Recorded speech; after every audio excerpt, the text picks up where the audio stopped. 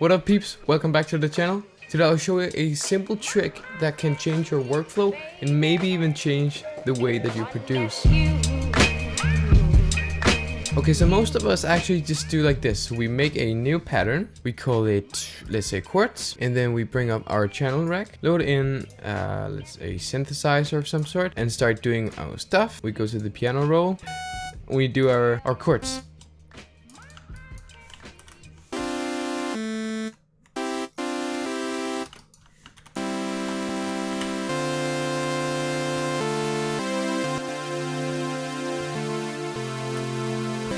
Yeah, I even put like a full chord progression here for demonstrational purposes.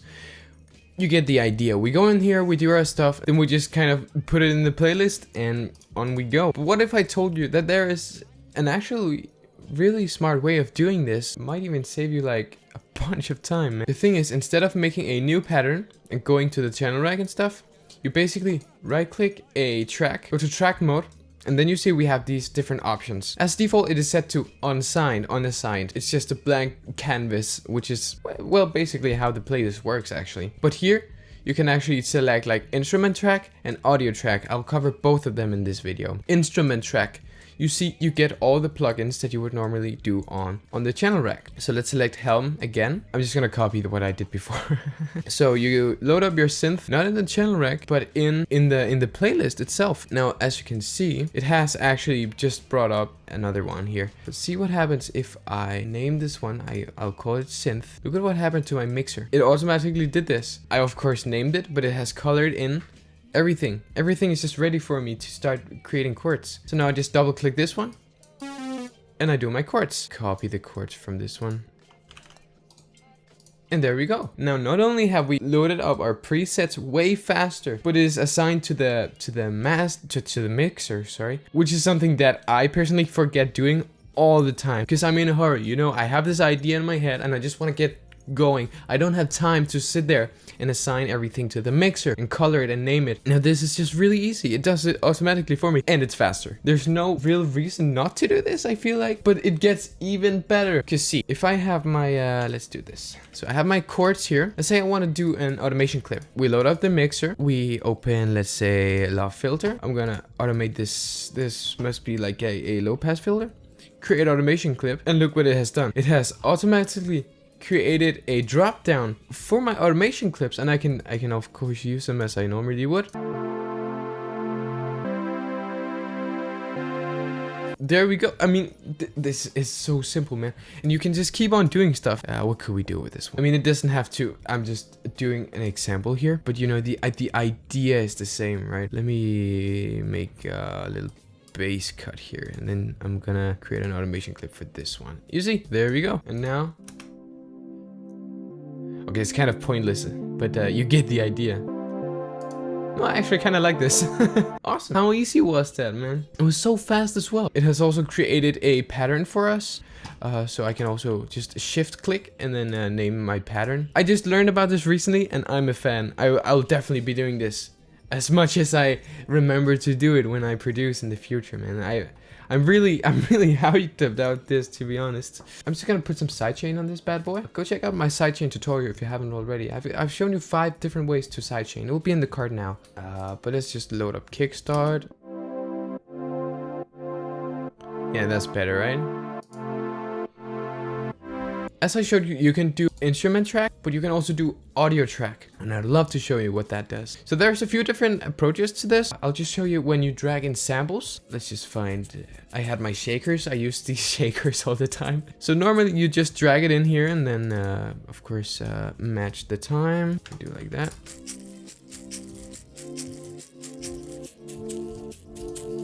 See, that's how you normally would do it, but instead get used to doing more like this. Just drag it onto like the track thing here and it will ask you what exactly do you want to do. So you can convert this track into an audio track or instrument track. I'm gonna convert this to an audio track, and look, the track has now been converted into an audio track. It has been named. I can also rename it if I want to.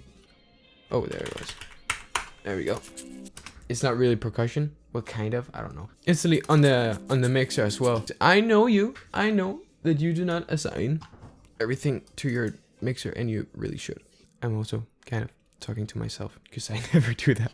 Look, let's put a filter on this one as well. Create animation clip. Boom, it's on there now. I'll also put some sidechain on this bad boy. Let's use a towel filter.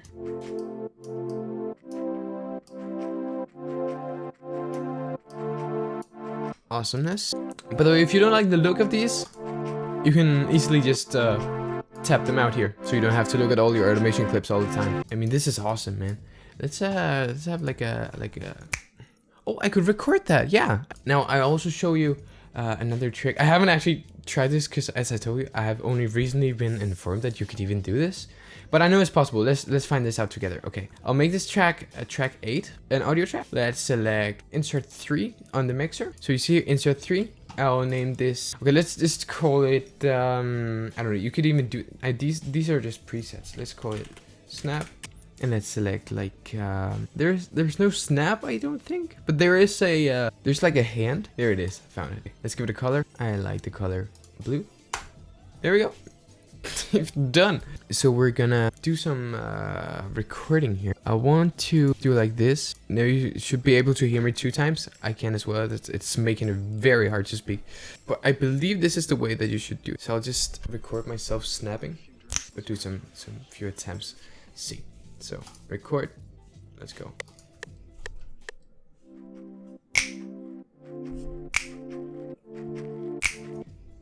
The latency is killing me though. There we go. Okay, I can speak now. The latency was killing me, man. But here's the result. Mate, you're off beat, man. Come on, focus, please. So I'm gonna turn on this again. I'm actually gonna turn this down so I can't hear myself. Notice what it does down here when I start recording again.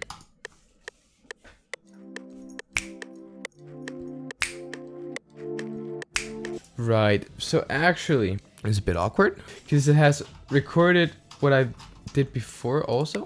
Oh, I should have muted it. That's what went wrong. Don't forget, when you're doing this, don't forget to mute it, the one that you've already recorded, or else you will get a mishmash of the 2 attempts. I demonstrated what not to do. That's what I was doing. Let's try again. Again, if you'd like to do more, just mute this one and on you go. Just record another one. Let me just assign this one so we can hear what we have done. Yeah, that's good enough.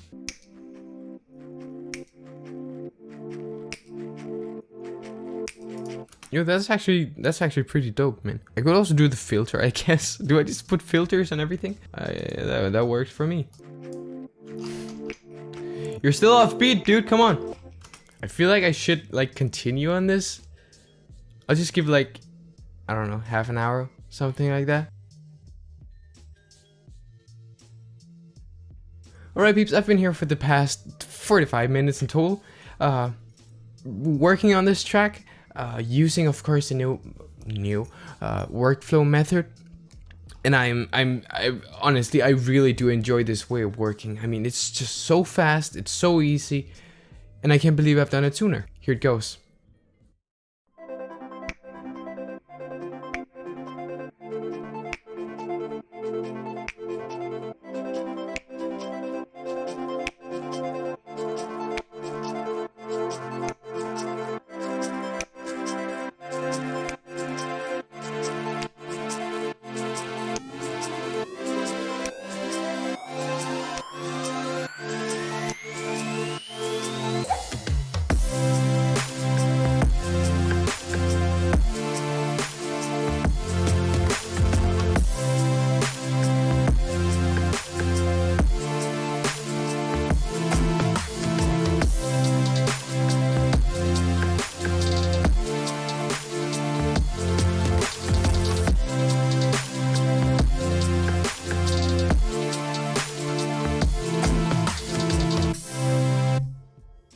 Of course, this is not EP ready, but the idea here was just to do some work with the new workflow and just kind of get used to it. I do believe that if you get used to this, it's really powerful, man. You will be able to do all kinds of stuff really quickly and very efficiently. Actually, I think this kind of sums it up. All of this is just efficiency. You have an idea and you just want to convert it to sound. And FL Studio is of course letting you do that, but you want to do it as fast as possible, as efficient. You don't want to spend time wondering, oh, how does this work? How do I do this? I don't know how to do that. That's also why I recommend getting comfortable in the program also. But if, as you know, I think this really helps the learning curve of FL Studio actually, because when I was getting into it, I thought it was really confusing with the channel drag and stuff, until I of course got the hang of it. For advanced users or people who have been in the program for years, like myself, and also new users can benefit from this. I mean, I really do think this is a brilliant way of organizing your workflow, saving you a bunch of time, trust me. And also coloring stuff in and stuff like that. Things you just don't want to spend your time on when you have that idea and you just want to put it out there, you know? Well, that's it for this video, folks. I really did hope you enjoyed. If you did, please consider leaving a like, maybe a subscribe. That would be greatly appreciated. Check out the merch, man. Check out the merch. In all seriousness, thanks so much for watching. Stay lit, folks.